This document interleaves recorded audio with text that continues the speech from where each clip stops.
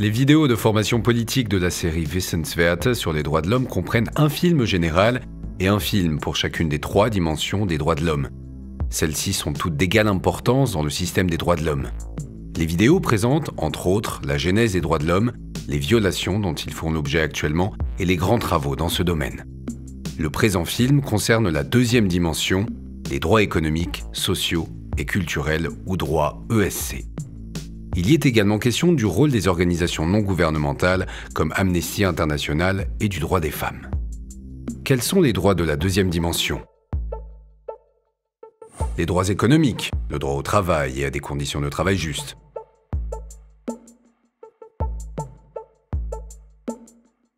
Le droit de former des syndicats, le droit de grève et l'interdiction du travail des enfants et du travail forcé.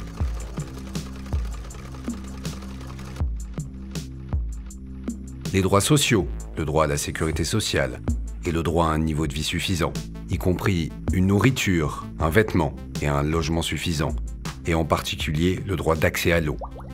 La protection de la santé de la mère et de l'enfant, le droit de toute personne à l'éducation et d'accéder gratuitement à l'enseignement primaire. Viennent s'y ajouter la promotion et la protection des droits culturels, notamment pour les minorités ou les peuples indigènes, comme par exemple le droit de participer à la vie culturelle. La protection de la propriété intellectuelle est aussi un aspect des droits culturels.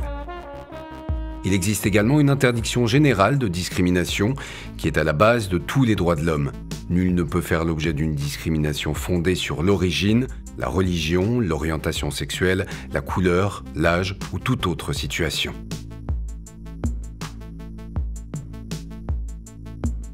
Les droits économiques, sociaux et culturels ont vu le jour en 1966 avec l'adoption du Pacte des Nations Unies relatif aux droits économiques, sociaux et culturels. Ce pacte de droit international entre en vigueur en 1976. À ce jour, il a été ratifié par 160 États. Le but était de se doter d'un seul instrument juridique exhaustif comprenant le pacte international relatif aux droits civils et politiques et le pacte relatif aux droits économiques, sociaux et culturels. Dans le contexte de la guerre froide, un accord entre l'Est et l'Ouest n'a pas été possible. Les droits de l'homme ont été le jouet des intérêts politiques. Les droits de la première dimension, comme par exemple la liberté d'expression et la participation politique, étaient problématiques pour les gouvernements autoritaires du bloc de l'Est. Ils ont donc préféré se concentrer sur les droits ESC de la 2e dimension des droits de l'homme.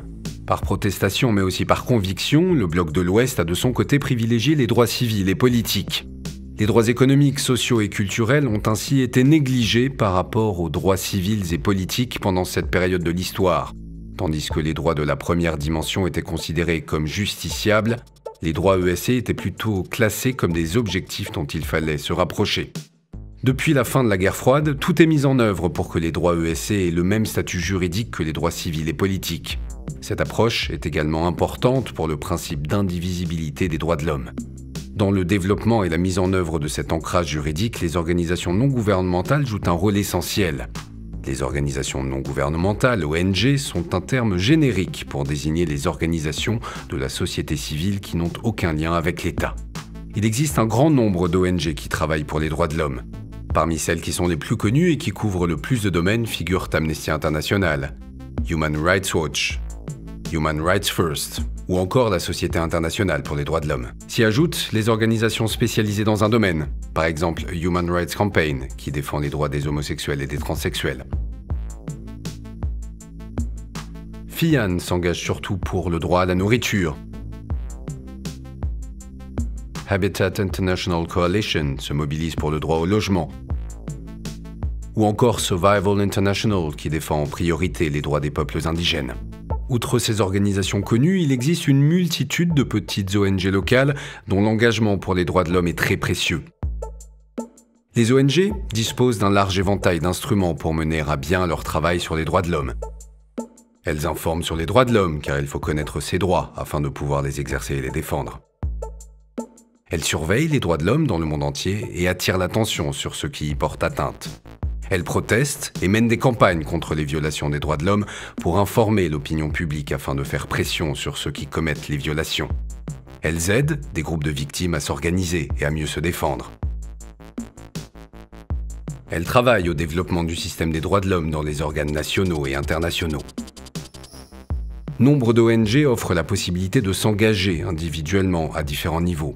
Ainsi, les ONG sont aussi des adresses importantes pour tous ceux qui s'intéressent aux droits de l'homme ou souhaitent s'investir dans ce domaine.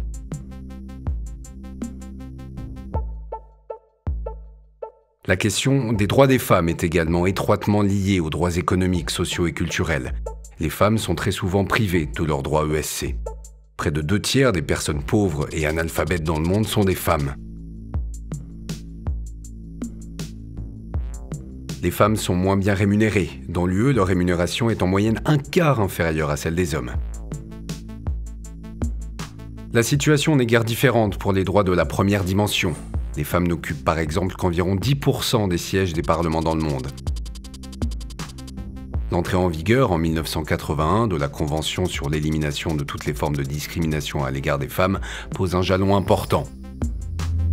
En 2000, une disposition selon laquelle des particuliers ou groupes de particuliers peuvent déposer plainte est ajoutée à la Convention. C'est une avancée considérable pour la justiciabilité des droits.